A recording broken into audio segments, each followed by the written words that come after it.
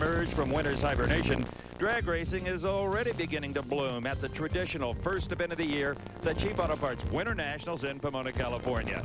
This is an event that has sown the seeds of legendary careers like Don Prudhomme's, or witnessed the launch of a decade-long on-track rivalry like that of Shirley Muldowney and Connie Coletta, or served as the stage for a revolutionary debut like Don Garlett's first rear-engine Swamp Rat. Pomona is an unforgiving venue where any mistake, human or mechanical, can turn the season's kickoff into its conclusion. The rest of the country may be cold and white, but this winter is red hot.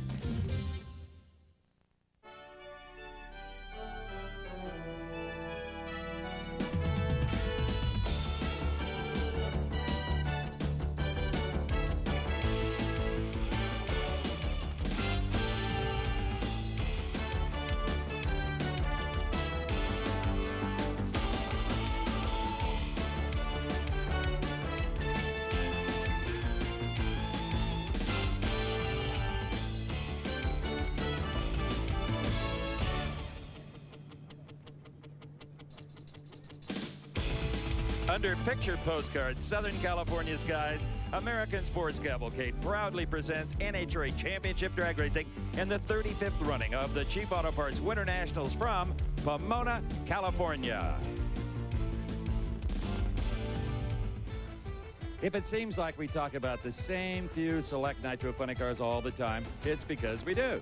Guys like Force and Pedregon and Hoffman and Etchels, they make all the headlines. Who else are you going to talk about? Hello, everybody. I'm Steve Evans. I think I got a new one. His name is Dean Scusa, the 28-year-old driver of the family operation out of Cleveland, Ohio. Now, Dean was on the tour last year, scored one runner-up at Atlanta, put in the sand rider at Pomona, as a matter of fact. But today, in round one competition earlier, Dean Scusa lined up with Dale Puldey. And Dean ripped off low elapsed time of the round. Better than Force, better than Pedregon, better than anybody. It was terrific, 5:11.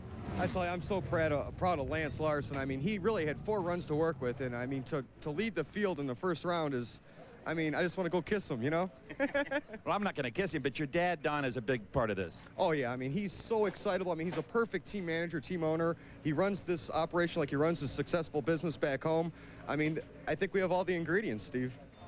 Well, maybe the biggest news of the entire event is the debut of the Joe Gibbs McDonald's 3-car team. Cruz Pedregon is the funny car pilot. Joe Gibbs is excited as a little kid. We came into this is everything here is brand new. There's nothing here that we purchased used. And it's hard to put everything together. The guys done a fabulous job. That's why I was so anxious to get out here to see if everything went straight and, you know, we could get down the track, because it's very hard to do. So we don't want to lay anything on ourselves. We just want to do the best we can. And obviously for McDonald's, if you ask them, they'll probably say they want to wind up in that top 5 someplace, I'd say.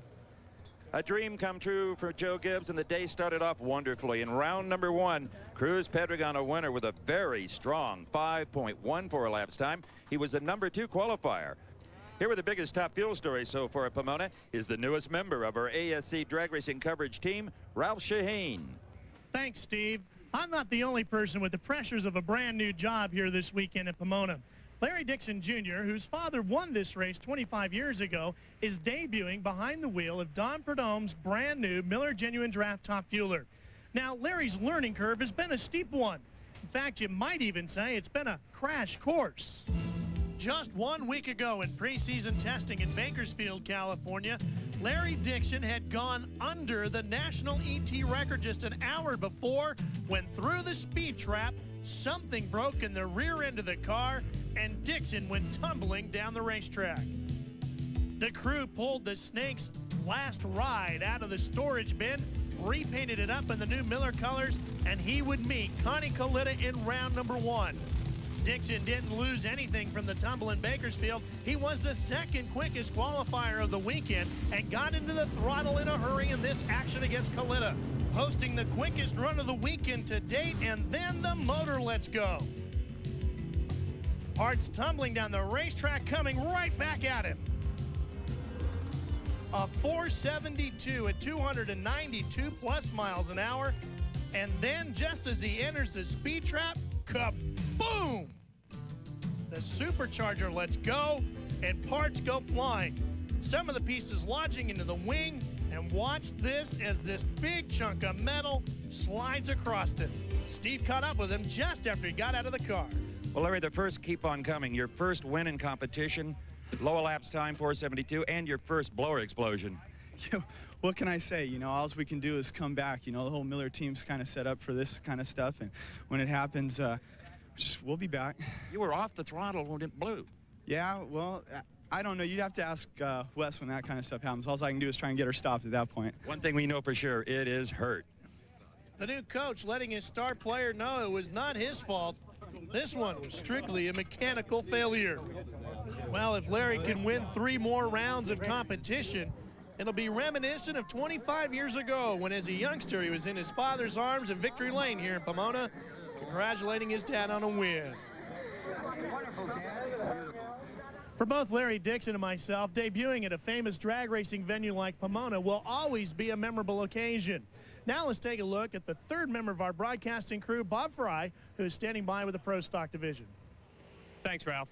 Bob Glidden is the winningest driver in the history of the Chief Auto Parts Winternationals, having won this thing 7 times. But due to health problems, he's sitting this one out. But the blue oval for Ford and the Quality Care banner being carried into battle by son Rusty Glidden. Rusty, coming off a pretty good performance down in the test session at Houston just a week ago, had a stunning first-round upset when he beat Steve Schmidt and did it with a whole shot. Rusty, tell me about that first-round win.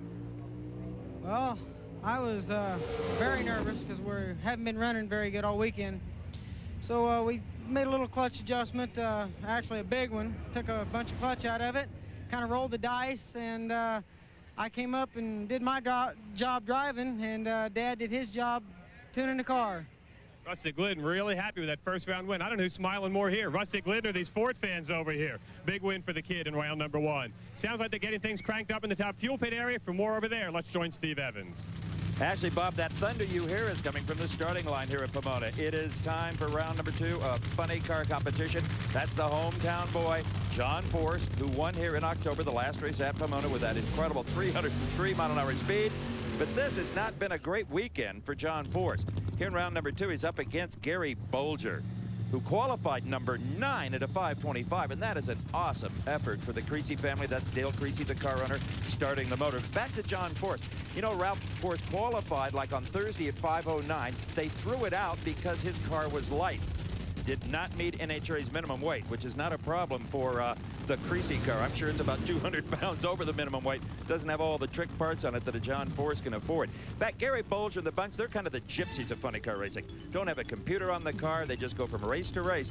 And John Force, well, he's absolutely the opposite, 180 degrees different. The 4-time Winston champion looking to make it number 5. His slogan for 95, the boss is back. Well, the boss was back with a bang in qualifying as the blower let go on this run, forcing Force to go back to the pits and go back to work on his new painted Castrol GTX machine. The buck's down Bolger knows that he can't beat Force, can't outrun him. Force has to make a mistake. But Gary also knows by making the round of 8 here, he's in the Winston top 10. He'll get a $2,000 bonus when he shows up at Phoenix next weekend. That'll pay his hotel bill, or the KOA, depending on where they stay. Bolger is out on Force, Ralph. He's out with a 469 out of the box, and he's going to put Force on the trailer. He daylighted him. The crew can't even believe it. Force folded to a 539. Bolger a 531, just 200s off his qualifying number. An unbelievable run by Gary Bolger. Quick out of the box with a 469 to Force's daydreaming 511. And take a look at the pipes on the right side of the car. Nothing coming out of the pipes. He's down 1, maybe 2, maybe even 3 cylinders on that car. You can see it popping, sputtering. The GTX Castrol back machine was never in the hunt.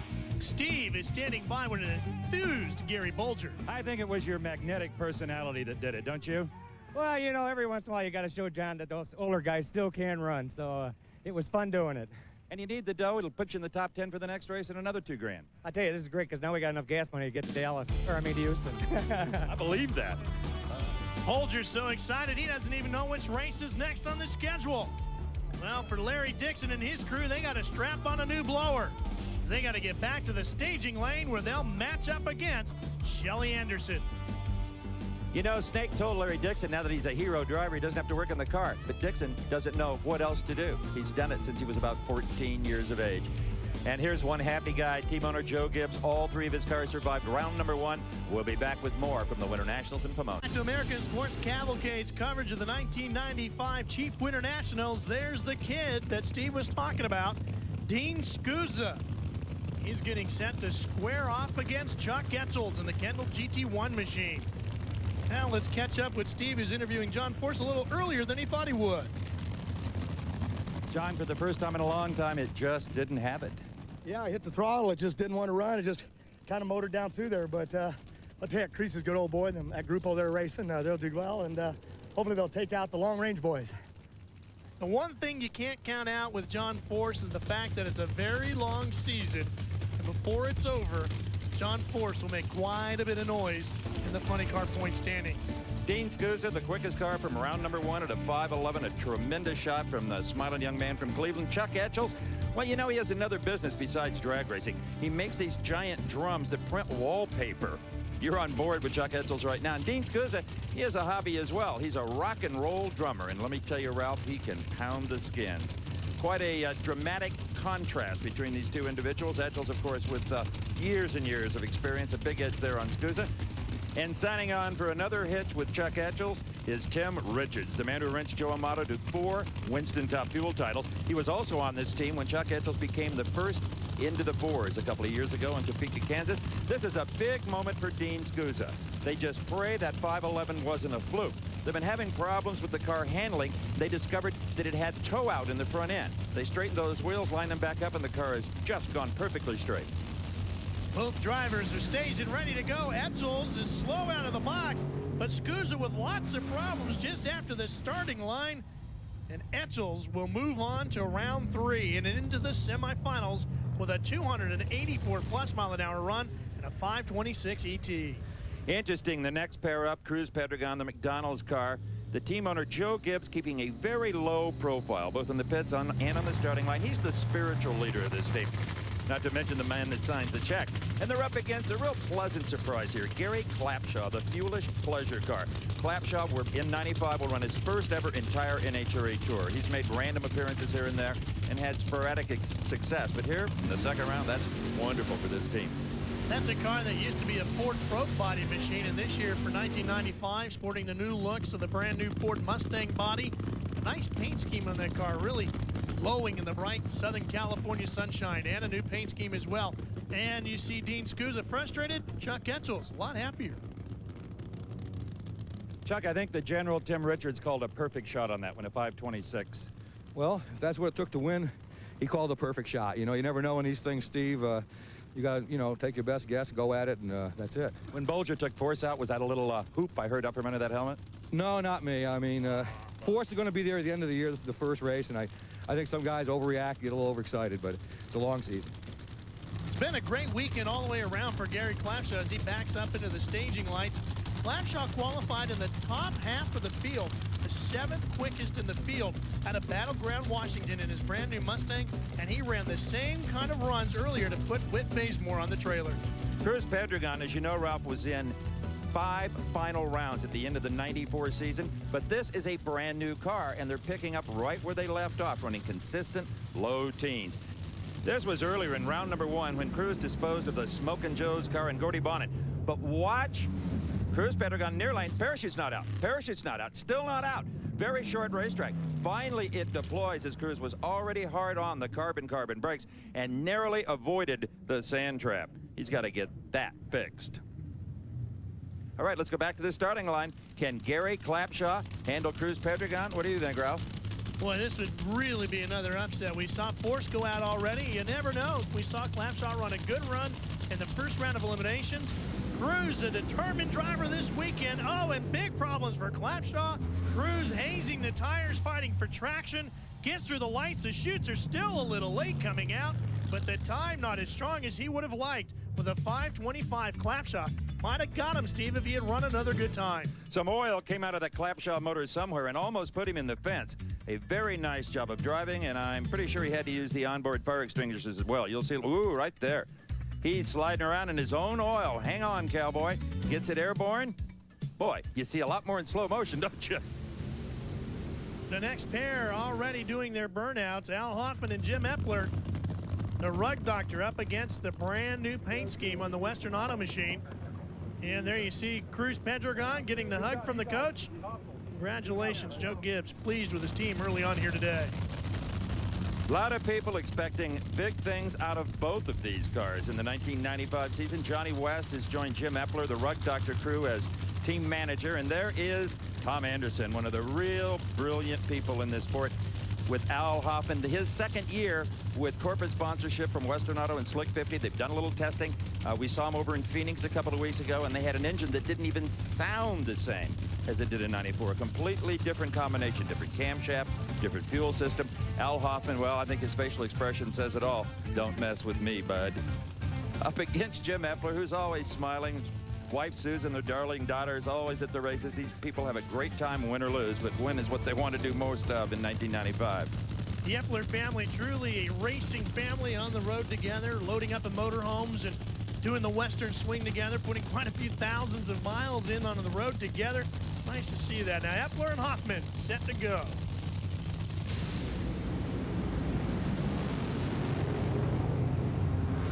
Epler had the advantage off the mark, but Hoffman makes it look easy at the finish line.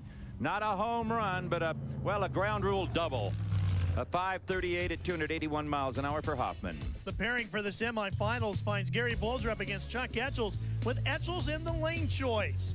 The next pairing probably could be a final event anywhere on the tour. Al Hoffman against Cruz Pedregon and Cruiser with the lane choice and the McDonald's machine. Al, tell us about that 5:38. That 5:38, I don't know. You're going to have to ask Tommy Anderson about that. It seemed to run good up on the other end, but it wasn't going anywhere when I stepped on it, so felt like it dropped a cylinder. It's going to give Cruz lane choice. That bother you? Nah, those lanes are pretty good out there. You can win out of either lane. I'm sure Tommy will tune it up, and Western Auto Slick 50 will be in the next round. And this new Pontiac handles great. I'm really glad to be driving it. I know one thing, Force being out of here doesn't bother you. Gee, I really feel bad about that. I'm going to have to go back and tell him we're sorry. Hoffman, happy to see Force gone, but it doesn't get any easier with Cruz Pedregon up next. The top fuel cars are rolling toward the lanes. Kenny Bernstein's fastest car in the world. Then comes Corey Mack's Joe Gibbs machine. But before we get back into the fuel cars, we got plenty of great action coming up with the Pro Stock entries, including Jerry Ekman and the Pennzoil machine. Stay with us. Of January, it's sunny and warm here at Pomona, California. The opening race of the NHRA season, the Chief Auto Parts Winternationals. I'm Steve Evans along with Ralph Shaheen and Bob Fry. You're seeing McDonald's cars all over this starting line because there's three of them. Corey Mack and Top Fuel, Cruz Pedregon and Funny Car, and this, the Jim Yates entry. Jim and his wife, Tony, signing on with McDonald's and Pontiac for the 95 season. And here, back from the dead, native Californian Jerry Ekman. You'd have thought he was dead because we didn't see him much even in the qualifying order in 1994, and he's a previous Winternationals champion, qualified 14th there. He'll be up against Jim Yates, and I'll tell you what, this car is strong. Qualified in the number 6 spot, beat Mark Osborne in round number 1, and that's no easy task. It's amazing what the end of a year can do for a driver. 1994 was terrible for Ekman. 95 comes along, he gets a new lease on life, and earlier today he started it off just on the right note, putting Kurt Johnson away with this great run, and Johnson was the third quickest qualifier of the weekend. Maybe Johnson took him a little lightly because of the terrible season he had. Doesn't matter. Johnson goes home, Ekman goes on with a good run of 7:17 at 192 miles an hour to square off against Jim Yates. Dick Maskin, the crew chief for Jim Yates, has done a lot of cylinder head development over the offseason, and that could mean the difference with these cars. Whoa, and Ekman a little out of shape. It appeared that Ekman might have been a headlight ahead, and he loses by a headlight. And on a hole shot, Yates a 7:18 to Ekman's quicker 7:17. Jerry is going to be sick. His light just not even close to the 4.3. A wonderful light by Mr. Yates. Steve, I don't think Jerry Ekman can be too upset with this run. He wasn't as quick off the line, but he did get out of shape there and got out of the groove. If Ekman stays in the groove, he might have put Jim Yates away. His times were very consistent, a pair of 7:17s, 2 runs over 192 miles an hour. Jerry Ekman could become a player in the early portion of 1995. Jim Yates already is. Yes, the man says as he gets out of his car. 7:18, 7:18. 7:18, I'll tell you. It was a little rough out there, but I think we made a pretty good pass for what we had. What do you mean by rough? track was just a little slick in the middle. We put a bunch of clutch in it thinking that's what we needed to do. And I mean, I think he made a pretty good run. What did he run? Doesn't much matter. Shoo, I tell you, a win is a win, and it's nice to come back and do them.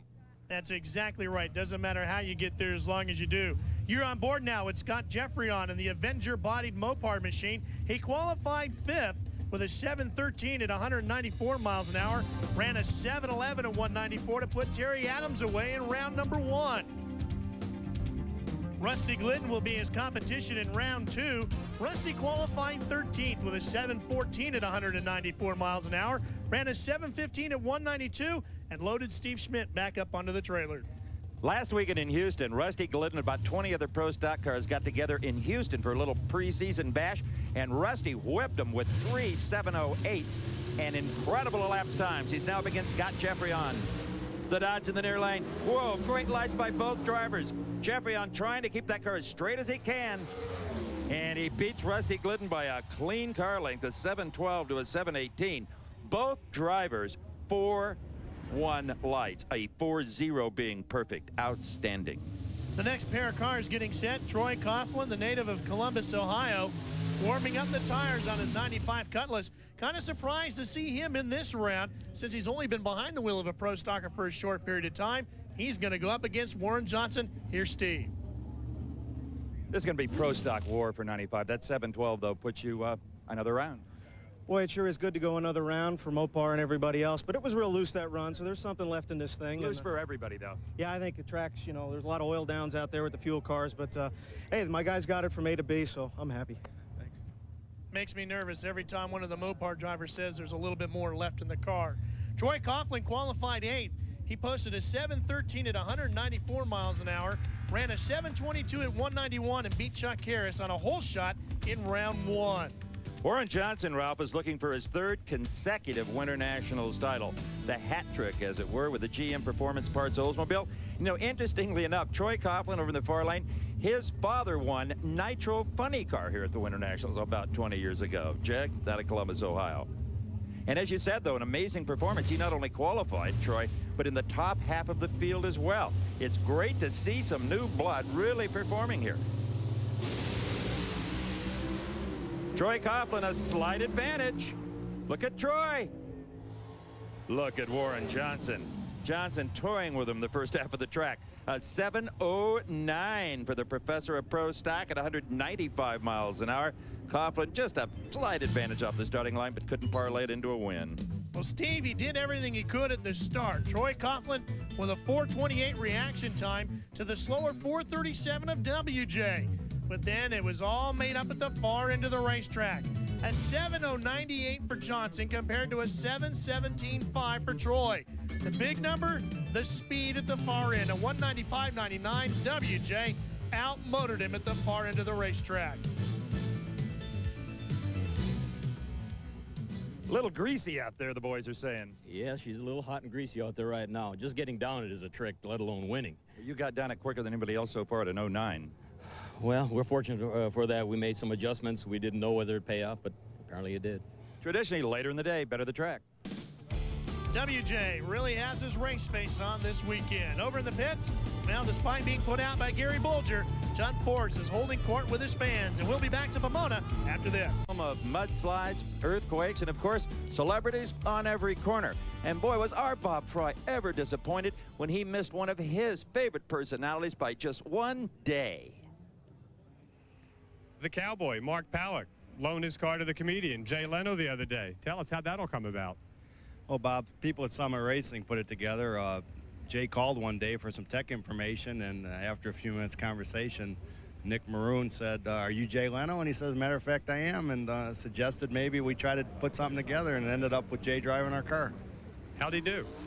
He did great. You know, as a matter of fact, he ran a 7:11. He ran faster than we did this weekend. Did he like it? Yeah, he did. We talked about maybe trying to get in him again on a more serious note and let him really, you know, try to make a good run. We had a great time. Jay's a real personable individual and real nice guy, and I'm looking forward to spending some more time with him. Mark, one last question now. You be honest with me. Who's funnier, me or Jay? Geez, Bob, I think you still have it won. It's my man. I love him. It's the best. Bob, that's why you make more money than Leno. And I'm kidding. Enough of this foolishness. It's time to race here. Second round of Pro Stock. Mark Powick trying to get some of the burnout smoke out of the cockpit. Qualified number 7. Nice at 7:13 and beat Larry Morgan in another Oldsmobile in round number 1. Daryl Alderman, qualified number 2. Only WJ was quicker. A 7:05 at a 7:09 in round number 1 to beat Butch Abbott. And there, relaxed, if you can believe that, is Daryl Alderman. Much more relaxed than he was last year when he won the Winston Championship. It's amazing how cool, calm, and collected Daryl Alderman is inside the cockpit of that car. He's a good actor, let me tell you. His stomach is churning constantly. I can tell that when he gets out at the other end. Oh, what a great onboard shot. Look at Alderman pull those Lenco handles into 5th gear and in to the semifinals. Alderman another 7:09 at 195 miles an hour. Powick a game, but not enough. 7:15. The pairings for the Final 4 in Pro Stock find Warren Johnson with the lane choice over Jeffrey on a 7:09 versus a 7:12. And the other duo, Alderman up against Jim Yates, a 7:09 up against a 7:18. Keep your eyes on Alderman. Let's see how nervous he is when he climbs out of the car. Warren fires off a 7:09. Alderman answers 7:09. Yeah, I felt like it was a pretty good pass that time, Steve. It didn't shake on me or anything. I really felt maybe it was just a tad better than that. It may have to be a tad better than that if you meet Warren in a final round today. Yeah, it looks like he's picked up over the winter and really driving good and all. So, you know, I got to get to the final myself first, though. Well, maybe it's not driving the car that makes him nervous. Maybe he's talking to Steve. Well, we've talked about surprises all weekend long. Here's another one. Rhonda Hartman. She moves her way into round number 2 of eliminations in Top Fuel.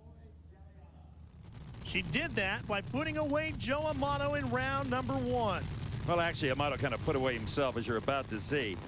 This was Rhonda's first ever qualifying effort, her first ever round win, but still hasn't gotten into the 4s. A very low 5-second run, though, was all it needed to defeat the tire-smoking and furious Joe Amato. Rhonda, who grew up just a stone's throw away from here in Pomona, qualified 13th with a 5 even at 294, then slowed up a little bit, but still put Amato away in round number 1. And she is up against Mike Dunn in Darrell Gwynn's La Victoria Salsa car. They had a lot of trouble early on in qualifying, oiling down the racetrack a couple of times, but crew chief Frank Bradley has got a handle on this machine now and back in the 300-mile-an-hour zone. Rhonda Hartman's brother is Richard Hartman, who last year you saw run the entire series in Johnny West's Motorola car. That car has since been parked, and so has Richard. Rhonda Hartman has not yet seen her 21st birthday. She's having a wonderful time in front of a lot of old school chums here in Pomona. Mike Dunn, he saw his 21st birthday about 14 years ago.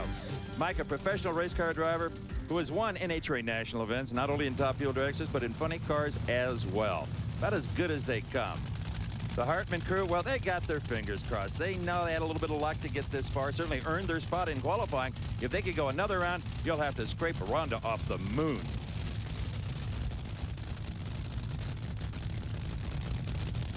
$5,000 horsepower apiece, probably more than that these days. Mike Dunn away first. Rhonda struggling to make enough power to keep up. Cannot do it. Mike Dunn, 487. Yep. 300 miles an hour. Rhonda Hartman, a 533. She lifted at the very end, and that shows she's getting some experience as Joe Gibbs looks on because his car will be involved in the next pair. As he watches his driver Corey Mack back up, he swears that watching his race teams perform makes him as nervous as getting ready for the Super Bowl. Well, Steve's caught up with Mike Dunn. Michael, more important than the 487 and the 300, all the oil is in the pan. Well, that's the main thing we're trying to do. We just didn't want to beat ourselves out there, and we hurt a piston the first round, so all we did basically was fix that, and hopefully it wasn't going to hurt, and that's probably where the other mile an hour came around about the same ET, and we're just happy to get the win. Well, Mike Dunn has already put himself into the Final 4. Larry Dixon is hoping he can do the same, and so are his fans. How about that? First pro race, and you already got a fan club. Not too bad. Stay with us. We'll be back. On here at the LA County Fairplex, the Cheap Auto Parts Winternationals. We're in the middle of round 2 at Top Fuel. Corey McClanathan will be in the next matchup. And his team owner, Joe Gibbs, looking on. Earlier, Bob Fry got some comments from Mr. Gibbs about the hectic schedule he'll lead. The 2 race teams, I'm going to try and kind of balance and go back and forth. You know, I won't be able to be there for all the finals, obviously, but I'll be there for most of all the races at some point, in and out. I'll be doing a lot of travel, a lot of frequent traveler miles, and the schedules do run pretty much over the same months and everything. So, but I'm gonna try and make as many of the drag races. And I make just about all of them, and all the NASCAR too.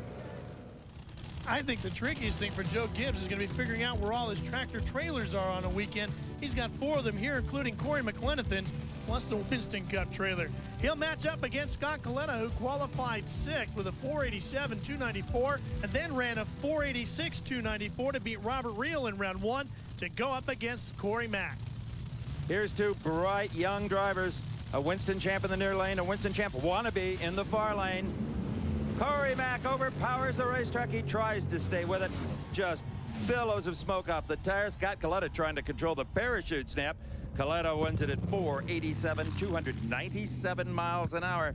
Corey McLenithan just coasting through, and in your face, Bud King. Kenny Bernstein, the fastest driver in the history of the sport, 314 miles an hour, and he's sitting in the car exactly the way it ran that 314. So what we have is the first in the 4s, Eddie Hill, against the first over 300, Kenny Bernstein. And I don't think there's anybody in the grandstands that is upset that Eddie Hill has found the fire once again. He qualified number 1 with a 480, 301 mile an hour pass, then ran a 488 at a 296 mile an hour effort, beat Rance McDaniel in round number 1. Well, Steve is caught up with the reigning Winston champ. 487, conservative or a little problem? I think it dropped a cylinder, you know, so it's something everybody's, you know, battling. So go back there and try and get it to run on 8, and hopefully the racetrack will take 8. We'll look at the graphs and see. How bad do you want to keep lane choice? At this point, I don't think it'll matter, but it may by the time we get around to running. Scott Coletta did a lot of testing with his car in 1993, and that earned him the 94 title. A lot of people criticized Eddie Hill for not testing in 94. That's why he did run well, but already in 95, Steve, he is seeing the fruits of his testing early on in the season. Absolutely, the quickest 60-foot times of his career. Kenny Bernstein can't expect a 314-mile-an-hour run out of this car, at least not at this point in the day. It's way too hot. The track is way too greasy. What he'd like to do, though, is get down into the high 470s. He qualified number 8 at a 488, 304, ran 484, 303 to beat Blaine Johnson in round number 1. So Dale Armstrong has the 300 combination down absolutely pat. They do it effortlessly. What they need is quicker elapsed times. And Bernstein will need a good start here. Eddie Hill, the number 1 qualifier, as Ralph told you. Kenny Bernstein hanging on that wheel for dear life, and he's got a perfect view of Eddie Hill's parachute as it comes out. Ursi and the crew go absolutely wild. They're born again. 479 in the heat of the day for Hill at 301. Kenny trailed a 496 at 291. Steve, it looked like Bernstein was on a flyer. He got out of the blocks quicker with a 474 reaction time to a slower 516 for Eddie Hill. But we talked about the 60-foot times and so forth. The testing paid off for Eddie at the far end as well. A 479 at 301 miles an hour. Another great run for Eddie Hill. And you know, all last year he dreaded having to talk to Steve and explain another problem. Today, he gets to talk to Steve and rejoice a little bit about his performance. Well, I'll tell you today, the Texan just didn't come for the party. 479, another 300. 479, another 300. Oh, I'm loving this. Thanks, boss, and thanks, Pennzoil and Detroit Gasket and Traders. Man, we're having a great time. Fuzzy and the guys worked so hard over the winter, and the testing and all the new stuff we tried is working. I'm loving this. And you used all the bad luck in the world last year, so there's none left. I think we did. If anybody says, look how lucky those guys are, I'm going to punch them in the mouth. Eddie Hill, he's got too much excitement pent up in him right now. I don't think anybody would want to take him on. Well, the final 2 cars in this round of eliminations are backing into position. We're on board with Shelly Anderson. She's going to square off against Larry Dixon, who is having a tremendous weekend behind the wheel of the Snakes machine. It's been a real interesting situation for Don Perdome this weekend, getting adjusted to his new role as coach to Larry Dixon and team owner. And I had a chance to talk with him earlier in the week about his new job. What's been the trickiest thing for you adjusting to that personally? finding out where to stand on the starting line. I think I'm a little nervous up there, you know, and just getting adjusted to watching the car go down the track. Man, I didn't know it really looked like that standing there, and I didn't know. Now I know what my wife's been going through for the last 30 years. Well, the good news for the Snake is if he needs any help learning how to be a coach, former NFL coach Joe Gibbs, right next door. What counts now, though, are the players, and Larry Dixon certainly is one. Qualified number 2, as we told you, blew the blower off the top of the motor in round 1 and still made the Snake smile. I mean, that's a miracle. The car, a big question mark now, though, is it prepared properly? Shelly Anderson, well, she set the national record here in October, won the Big Bud Shootout, took $100,000 out of Pomona, and that convinced Western Auto and Haviland that she was a very sponsorable commodity. So here she is in their livery. We're on board with Shelly Anderson, the quickest of the quick. In that far lane, Larry Dixon, free-staged. Shelly's in, neither driver moving. Whoa! Dixon finally wins that war, stages last. Shelly, where's Larry? Shelly, Larry's in front of you. Dixon not only had the car prepared properly, he was right on his game. He wins it on his first ever hole shot. A 486 beats a 485. This kid is amazing, Steve. You would think after Bakersfield and so forth, he'd be rattled. Instead, he comes up with a 465 reaction time and backs that up with a 486 ET and a 281 mile an hour pass. Where does it end with Larry Dixon this weekend? It certainly isn't ending with this round because he moves on as one of the final 4. Mike Dunn and Eddie Hill will be a pair there, with Eddie Hill getting the lane choice. And Larry Dixon gets to meet the Winston champ, Scott Coletta, and Dixon gets the lane choice. And finally, he gets to do something he's used to, talking to Steve Evans. Well, the first just keep on coming for Larry Dixon. That was your first hole shot victory. Your 86 beat her 85. What can I say? You know, I mean, the car's been running real good, and it's my turn to do a favor for them. So that's all I can say. After what happened first round, you know, the whole Miller crew, Wes Cerny, everybody did good. And, you know, Snake's car, we're going to try and retire to a winner. He worked pretty hard on this car between rounds, too, I can tell you. Dixon will be pinching himself all the way back up the return road, trying to make sure if this dream is true or not. Well, it's getting real hectic back in Al Hoffman's pit. They have to go up against the hot-running Cruz Pedregon later in the Final 4 of the Winternationals. Defeated Shelly Anderson on a hole shot in front of a huge crowd here in Pomona. Shelly ambled over to him and said, Dixon, you got to quit this. You're making it look too easy. Larry Dixon, in reality, has spent half his life getting ready to take over the reins from Don Prudhomme. All right, here we go. Ralph Shaheen into the Final 4 of Pro Stock. The first pairing will see Scott Jeffreyon up against Warren Johnson. Now, Jeffreyon got rid of Terry Adams in round 1 and Rusty Glidden in round 2 to earn his bid. As we take a look from on board his machine, Johnson went up against Ray Franks in round 1, and in round 2, he put Troy Coughlin out of business. There are some who are actually already saying that the Dodge boys may be toying with the field, not even showing their entire hand. Warren Johnson, if he has one disappointment, it's got to be his own son, Kurt, standing there by the door. He qualified number 3, and I think Warren counted on Kurt to take care of some of these cars. At least maybe one of them. You know, knock out 1 or 2 of the Mopar machines so that Warren could have an easier run and then have to face his own son. I think he'd rather see that than a pair of Dodges that he might have to deal with to get to the finals and a win. Warren Johnson in the Oldsmobile up against Scott Jeffreyon. A lot of controversy and a few words between these two during the '94 season. They claim that's all ironed out. I've never seen them shake hands, but they claim it's all ironed out. Let's watch. 500 cubic inch carbureted motors on racing gasoline, 2,350 pounds. They bring the RPMs way up onto the limiter at about, probably 7,500 and sidestep the clutch. WJ's in trouble. WJ is defeated. Scott Jeffrey on a 708 to Johnson 710, but to make matters worse and the winning margin greater, Jeffrey on left on him by 0.03 of a second. The Mopar machine marches on, does it not?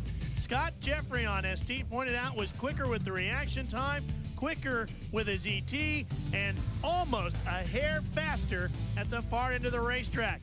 That's the only area where Johnson got him. He ran a 195 plus just a tick more change than Jeffrey-On, but it didn't matter. Scott got there first, and that's what counts. Well, we know that there's one Mopar into the final, and Steve is standing by with its driver, Scott Jeffrey-On. The car ran 7:08. Tell us about the run from staging on. Well, anytime you're running Warren Johnson, you know how fast that guy can run and how good he is. So I knew we were going to have to give it everything we had. We gambled a little bit with the car, but I shouldn't say we gambled, because guys from Wayne County, they got a lot of knowledge. They don't do much gambling, but it was awesome. It really made a good run. It made its best run of the day. Actually, my best run of the weekend. What a good time for it to happen. He's having a good time. Well, we're all having a good time, as long as you're in a Dodge. In 1994, about half a dozen times, it was an all-Dodge final. Will it happen again in 1995? We're about to find out. Jim Yates, the only person who can keep that from happening at this point. Let's remember last year, Jim Yates defeated Darrell Alderman in 2 dramatic races, one in Seattle, one in Brainerd, Minnesota, and he did it with starting line gyrations. He's kind of got Alderman's number. At least he did last year. Let's watch and listen. Ooh, Yates almost goes through the lights. Did that distract Darrell? I think so. He's very late. Oh, but look at the Wayne County power. Almost a car length victory for Alderman in all Dodge final. 7:06 to a losing 7:20. Yates with a 4.7 reaction time. Alderman terrible at 5.3. Well, once Alderman got rolling, he got the win, and he'll match up against his teammate with Alderman getting the lane choice. Here's Steve with him. Well, for the final round, we can paint the starting line black and white in all Dodge. 7:06. It felt like a good one. The last time I thought, I said I thought the run would have been quicker than 09, and it really left hard that time. So Jim almost kind of rolled the lights in the staging process. Did that bother you at all? Well, evidently not. I was out there, so Jim, he has his staging procedure, and everybody has their different procedure. You just got to be able to handle, what the other man does. No holds barred in the final. No, it's going to be a tough one. Boy, he's awful happy about dealing with Jim Yates as they shake hands. I don't know about Alderman, but Yates' moves even threw me off there for half a second. Oh, boy. Interesting things in pro stock, and even more interesting action going on in the pit of Scott Coletta as he gets ready to go up against the new rookie phenom, Larry Dixon, when we come back. Winternationals, Pomona, California. It's time for the floppers, the fuel coupes. NHRA's official category is funny cars. And there is Gary Bolger. Gary Bolger, what's he doing in the Final Four? It's because he doesn't beat himself. You make a mistake, and he's going to cross the finish line first. And Chuck Etchel's in the other lane, the Kendall GT Super Winch Dodge. He knows that. He knows you can't overpower the racetrack, you can't smoke the tires, you can't get out of the groove, or that pesky Bolger's going to beat you. And you can't do what we saw Kurt Johnson do earlier, and that is take any competitor in a pro division of NHRA competition easy. John Force might have thought a little less of Gary Bolger. John Force is watching this action from the grandstands. The best Creasy is capable of, and Gary Bolger in the near lane, is maybe a mid-520s. The Etchel's car was the first into the fours. Do you use it all? Oh, boy, they are. Look at Etchel's. Etchel's flying. Whoa! Almost make contact in the shutdown area. Etchel's, oh, a stunning 512. 285 miles an hour. Tim Richard pushed the button on that one. Bolger at 532, he's out of here. And Steve Bolger did exactly what he had to do again. A 4.55 reaction time to the 526 of Etchel's. If Bolger had half the horsepower and momentum that the big dollar teams got, he just might be moving on to the final rounds here at the Jeep Winternationals. But this is where it got really interesting. Watch what happens in the shutdown area from the inside of Chuck Etchel's machine. Look at how close they got. Let's catch up now with Steve and Chuck Etchel's. Here, come on, Chuck, hurry up. Let me help with that helmet. Good, that's okay. You two got a little cozy about 1,000 feet there. Yeah, I was real worried. We've been dropping cylinders all day, and Tim said he really leaned it down, and things were starting to go astray up there, but I know Bolger from running him so long. He's always right there. I didn't want to give it up, and maybe just went a little crazier than usual. I sense an engine change in your future. I guarantee it. Okay. Folks, when you've got oil on the front wheel, you heard it pretty good.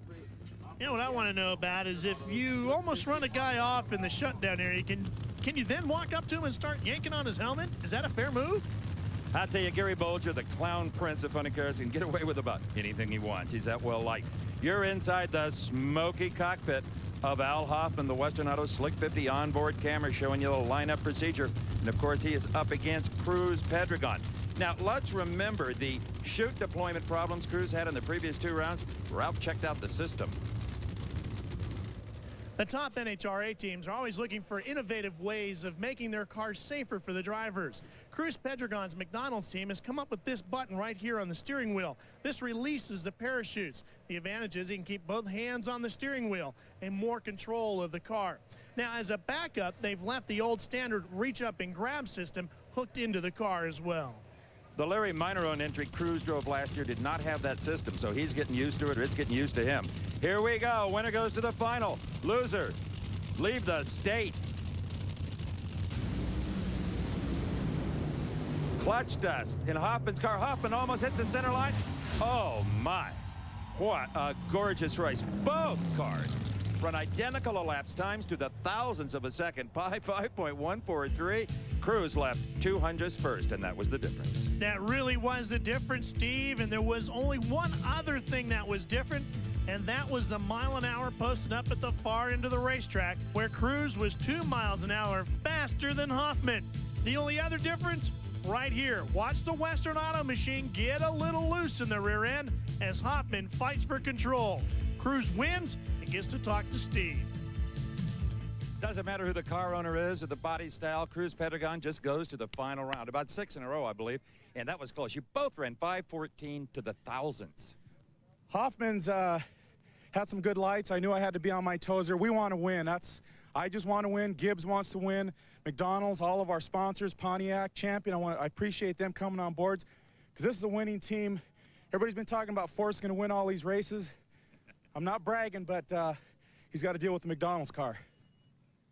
Well, you know, a lot of people talking about Forrest. He's not even the program right now. Right now, it's these two, Cruz Pedregon and Chuck Etchels, with Etchels getting the lane choice. Over in Eddie Hill's top fuel pit, Eddie has left the console of his computer to make the changes it suggested to the fuel system and clutch management. Fuzzy Carter giving them in hand. Very quiet right here. But at the other end of the car, where Bob Fry is, it's a madhouse. Eddie Hill is always a very popular driver. Win, lose, or draw, they love the smiling Texan. Always seems to draw one of the biggest crowds around his pit area. And, of course, if you're like me, you know, like a big TV star, you can wind up getting one of the best seats in the house to see Eddie. He's right over here somewhere. He's over there somewhere, believe me. Bob always gets the right credentials to get him just anywhere. Well, these guys are going somewhere. They're going to the finals. Cruz Pedregon into the finals of Funny Car for the Chief Auto Parts Winternationals. Back here at Pomona, the fans know it. Even we in the booth know it. One of the most interesting races of the day is on deck. Larry Dixon, you know that story, his first ever race as a professional up against the man who won the Winston Championship last year for the first time, Scott Collette. Of course, Dick LaHaye on the big #1 car, equally as good as Wes Cerny to put this Miller genuine draft car back together after that awful blower explosion. And as far as drivers are concerned, well, you got to give the edge to Collette. I mean, sooner or later, Dixon's got to do something wrong, doesn't he, Ralph? You would think so. He did, however, beat Connie Collette in round #1. And unfortunately for everybody else in the field, Steve, the people preparing his car are not a group of slouches. And you know, if it wasn't for Connie Collette, Scott's dad, Dixon might not even be on the starting line, because if you look closely, that blower explosion ruined the Snake's wing and the wing stands. The ones they have in the car now, loaned to the courtesy of Connie Collette off the car they beat. That's drag racing. Has always been that way, and let's hope it always is.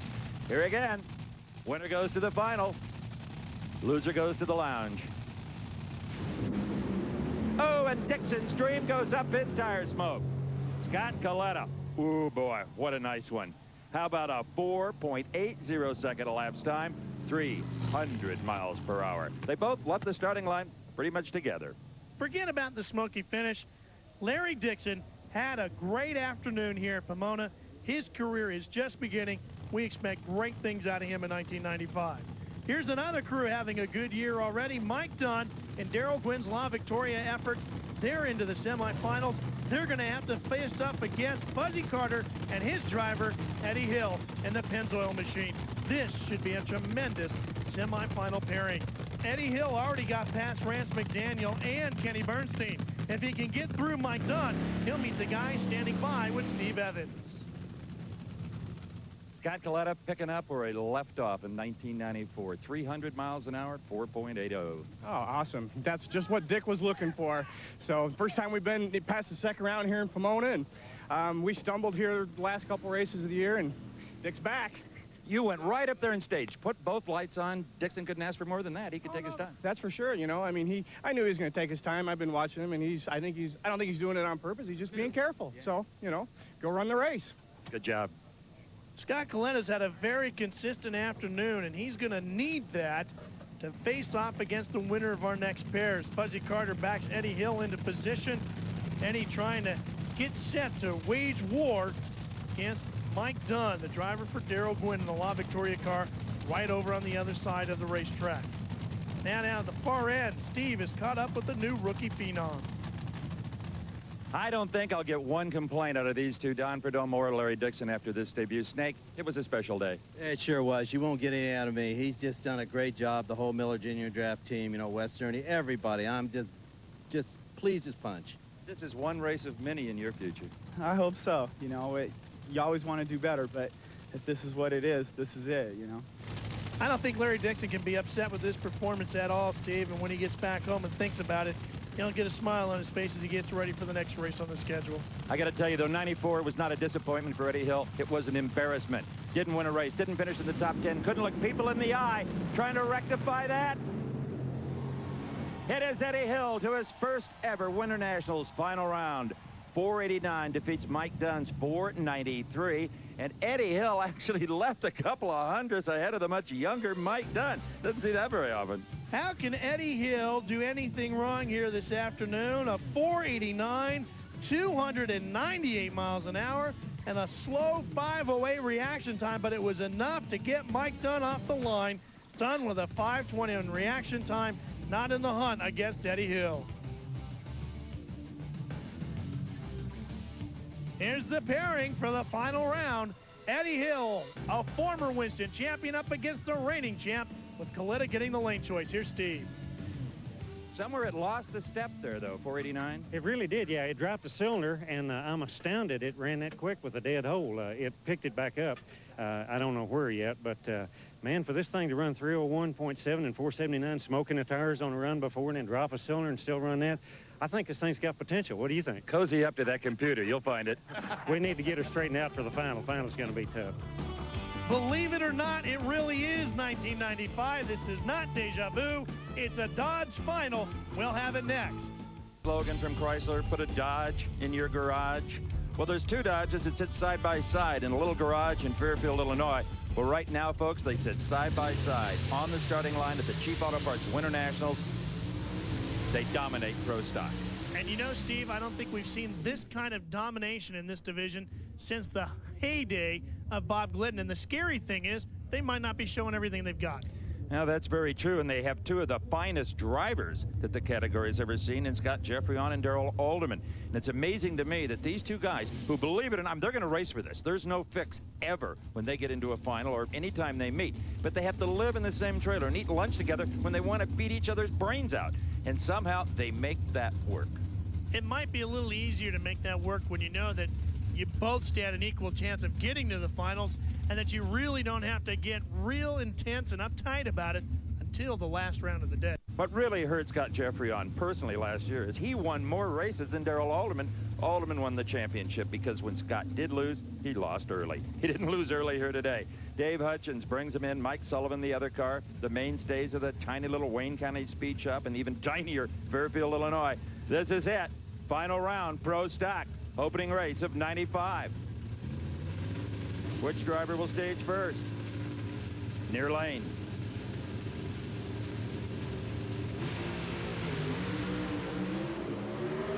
Another classic final. Alderman gritting his teeth, and just enough. Jeffreyon moved first by a nanosecond. Alderman wins the race. 705 to a 710, 196 to 195.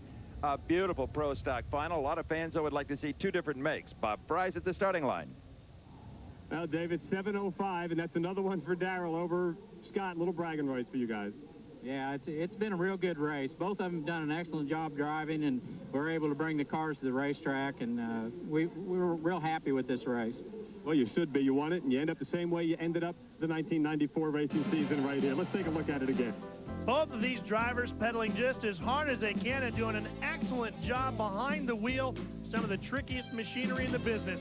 A 4.2 light to a 4.3 light. Jeffrey was quicker at the starting end of this run. At the far end, it was all Alderman with a 7.05 at 196 to a 7.1 to 195. Here they are with Steve. It's a darn good thing you had a 7.05 because your partner over there welded you a bit on the light. Yeah, I could see you got out on me a little bit there. This car's been spinning a little bit in low gear, but it really comes on about 300 feet. And he's been cutting the tree down all day long. Scott, running here real quick. It looks like a war again between you two guys, maybe for a championship. Well, I don't know, but us Dodge boys are having a lot of fun out here today, so it just ended up a little different than I wanted, but hey, it's in the team. Congratulations to both of you. You're on top of the Pro Stock points. The Winston points are done a little differently this year. Last year, you would have gotten 200 points for a round win. This year, you get 20. Just drop a 0 off each round. Here are the funny car finalists backing into place. Cruz Pedregon with Joe Gibbs McDonald's backed entry and the onboard camera with Chuck Etchels in the Kendall GT1 machine. Etchels, the unknown quantity of the two. On that 512, the run before, they did a lot of engine damage, had to change a lot of parts. Bob Brandt, he just did his usual between rounds maintenance, where they completely field stripped the motor and changed all 8 pistons. They did that anyway. They didn't break anything. But Tim Richards, he's really had a fight on his hands to get ready for this final round. Should be interesting to watch. And dare I say it, can Pedregon win one for the Gibber? You know, Steve, sometimes it amazes me that your wife even allows you back out of the house. You're just jealous you didn't think of it. Okay, the funny car final round. It is Pedregon in the near lane. This is his 6th consecutive final round appearance, counting the last 5 races of '94. Chuck Etchels over in the other lane, thrilled to death to have Tim Richards and Kim LaHaye back on his team. Already the very first race, it's paid huge dividends, but does it have another 512 in it? We're about to find out.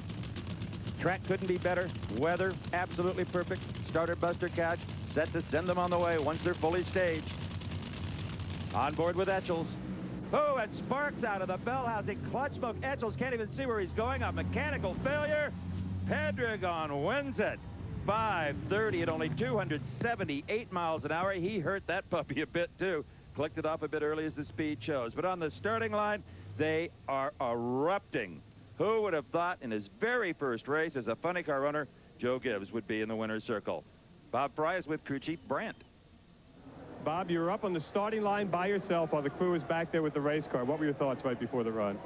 Just that the car would do what we wanted to do. You know, we've been trying really hard here. We've been fighting some fatigue with the motor, but it's coming around. The main thing was the win for Joe Gibbs, McDonald's, and all the good sponsors that made it possible for us to be here. It was a lot of work over the winter, but it's paying off. If I told you guys were going to run a 30, I'll bet you wouldn't figure that would win it. No, I didn't, but I just want to win. That's all that matters. Well, while everybody was talking about John Force early on, Cruz Pedregon said, I'm going to be the man, and he proved it here, winning this one, but he got a lot of help from Chuck Etchels as Etchels' clutch just went to pieces, and Cruz motored on for the win. Not a very stunning performance, but enough to get the win and a chance to talk to Steve down at the far end. Cruz, you're not settling for a runner-up today, not like you had to in October before. It's a great victory for you, Joe Gibbs, and the crew. It was a great day for the McDonald's team. Today was just one of those days where we had to adapt to conditions. We're changing all the time. It was very hot out here. Southern California, it's like winter out here, or actually, Winternationals is like the Summer Nationals, but we adjusted. Bob Brandt, the guys did a great job. We're happy to win. Again, this is our 6th final round in a row. We're going to keep it going. Thank you. You're throwing the gauntlet to John Force? Well, there's been so much talk. I've heard so much about John Force. John Force says he's going to have to watch his McDonald's car for sure. Ooh. Well, Force is going to have to do a lot more than just watch Cruz. He's going to have to earn points. Going out early in the competition didn't help Force out at all in the point standings. One race weekend in the books, Cruz with a huge points lead. You think Gary Bolger is going to enjoy being ahead of John Force in the points? Won't last long, but he will take maximum advantage of it. A beautiful Southern California sunset as the funny car champion of the Winternationals continues to celebrate and discuss exactly how it happened, why it happened, and oh! Different sport, same celebration. Joe, you should have seen that one coming. Stay with us for Top Fuel.